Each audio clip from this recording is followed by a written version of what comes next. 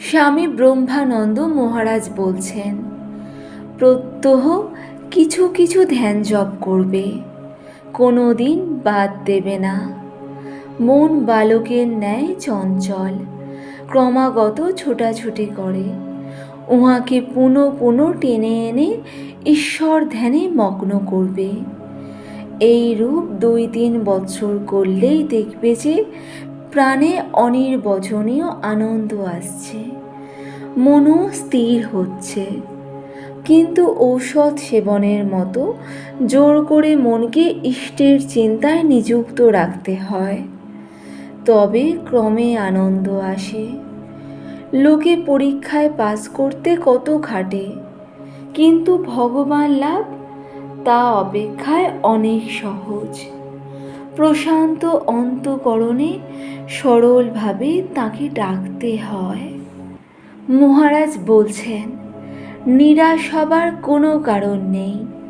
কর্মের ফল অনিবার্য।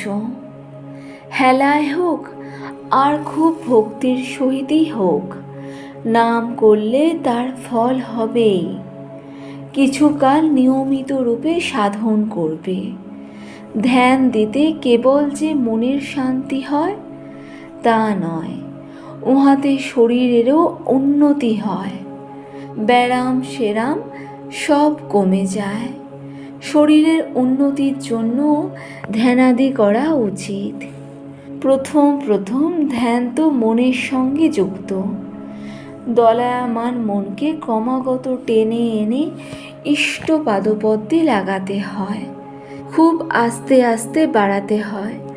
কিছুদিন এইরূপ অভ্যেস ফলে যখন ঠিক ঠিক ধ্যান হবে, তখন এক আসনে বসে 2-4 ঘন্টা ধ্যান ধারণা করলেও কোনো কষ্ট হবে না, বরং সুশক্তির পর শরীর ও মন যেরূপ রিফ্রেশড হয় সেরূপ বোধ হবে, আর ভেতরে খুব আনন্দ অনুভব থাকবে।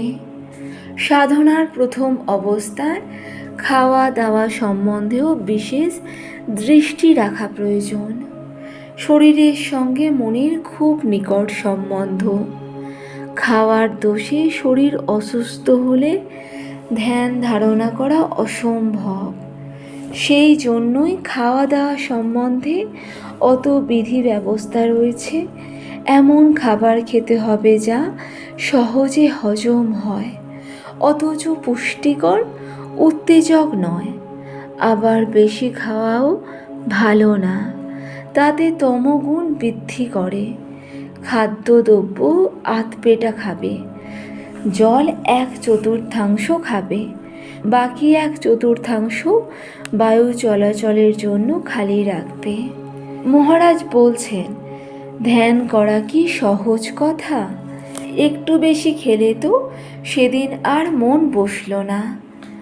এরূপ কাম, ক্রোধ, লোভ, মোহ ইত্যাদি রিপুগুলি চেপে চুপে রাখতে পারলে তবে ধ্যান করা সম্ভব হয়। ওদের যে কোনো একটি জোর করলেই ধ্যান হবে না, খুব তপস্যা চাই। 2 পয়সার ঘুঁটে কিনে জ্বালিয়ে আগুনের মধ্যে বসা তো খুব সহজ। কাম ক্রোধাদি রিপুগুলি দমন করে রাখা, ওদের এক্সপ্রেস হতে না দেয়াই তো তপস্যা। নপুংসকের কি কর্ম? কাম ক্রোধাদি রিপু দমনই শ্রেষ্ঠ তপস্যা। মহারাজ বলছেন, ধ্যান না করলে মন স্থির হয় না, আবার মন স্থির না হলে ধ্যান হয় না। মন স্থির হলে ধ্যান করব, এইরূপ ভাবলে আর কখনো ধ্যান করা হবে না। 2 একসঙ্গে করতে হবে। মনের বাসনাদি সব কিছুই নয়। ধ্যানের সময় ভাববে সব অসৎ। এইরূপ ভাবতে ভাবতে ক্রমে মনেতে সৎ ভাবের সংস্কার হবে। অসৎ ভাব মন থেকে যেমন তাড়াবে, সৎ ভাবও তেমনই আসতে থাকবে। ধ্যান করতে করতে অনেক সময় জ্যোতি দর্শন হয়, আবার কখনো কখনো প্রণব ধ্বনি বা ঘণ্টার ধ্বনি অথবা অন্য কোনো দূরের শব্দ শুনতে পাওয়া যায়, কিন্তু ওসব কিছুই নয়। আরও এগিয়ে যেতে হবে, তবে ওসব লক্ষণ ভালো। এইরূপ হলে বুঝতে হবে ঠিক ঠিক রাস্তায় যাচ্ছি। মহারাজ বলছেন, একটি লোক খুব ডানপিটে ছিল। মৃত্যুর 15 দিন আগে বলেছে, চলো চলো, আমায় গঙ্গায় নিয়ে চলো। তোরা বুঝি ভাবছিস আমি ওখানে মরব? লোকটি গঙ্গায় গিয়ে একটু হেসে বললে, মা, তুই ছিলি বলে আমি এত পাপ করেছি। জানি তুই সব ধুয়ে মুছে ফেলবি। মহারাজ বলছেন, ভক্তি বিশ্বাসের একটা থাকলেই ভগবান লাভ হয়। স্বামীজি বলতেন, কুলকুণ্ডলিনী একটু জায়গা বড় ভয়ানক। ও ওপরে না উঠলে নিজ বৃত্তিগুলো ভয়ানক প্রবল হয়। এই জন্য বৈষ্ণবদের মধুর ভাব ও সখী ভাবের সাধনা উচ্চ অধিকারী ভিন্ন বড় ডেঞ্জার্স। প্রথম প্রথম রাসলীলা বিষয়ক বইও পড়তে নেই।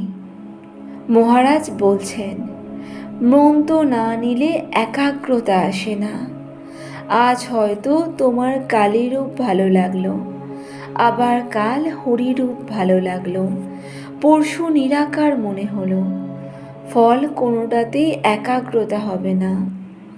মন স্থির না হলে ভগবান লাভ তো দূরের কথা, সাধারণ সাংসারিক কাজের মধ্যেও অনেক গোলমাল হবে। ভগবান লাভ করতে গুরুর একান্ত দরকার। গুরু শিষ্যের ভাবানুযায়ী মন্ত্র ও ইষ্ট ঠিক করে দেন। সেই গুরুবাক্যে বিশ্বাস করে নিষ্ঠার সহিত সাধন ভোজন না করলে কিছুতেই কিছু হবে না। ধর্মপদ অতি দুর্গম। সিদ্ধ গুরুর আশ্রয় না হলে যতই বুদ্ধিমান হোক না কেন, যতই চেষ্টা করুক না কেন, হোঁচট খেয়ে পড়তেই হবে। চুরি করতে পর্যন্ত একজন গুরুর দরকার হয়, আর এত বড় ব্রহ্মবিদ্যা লাভ করতে গুরুর দরকার তো অবশ্যই। যদি ভগবান লাভ করতে চাও তো ধৈর্য ধরে সাধনা করে যাও। সময়ে সব হবে। তিনি জানেন কখন তিনি দেখা দেবেন। হাঁক পাক করে কিছুই হবে না। সময় না হলে হাঁক পাকানিতে কোনো ফল নেই।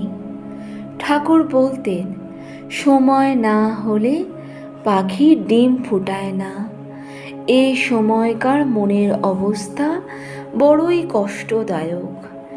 একবার আশা, আবার নিরাশা, কখনো হাসি, কখনো কান্না। বস্তুলাভ না হওয়া পর্যন্ত দিনের পর দিন এইভাবে কেটে যায়। তবে তেমন গুরু হলে ও অবস্থায় তারা মনটাকে চট করে তুলে দিতে পারেন, কিন্তু এইরূপ অসময়ের মনকে তুলে দিলে তার বেগ ধারণ করা যায় না, বরং শরীর ও মনের অনিষ্ট হয়।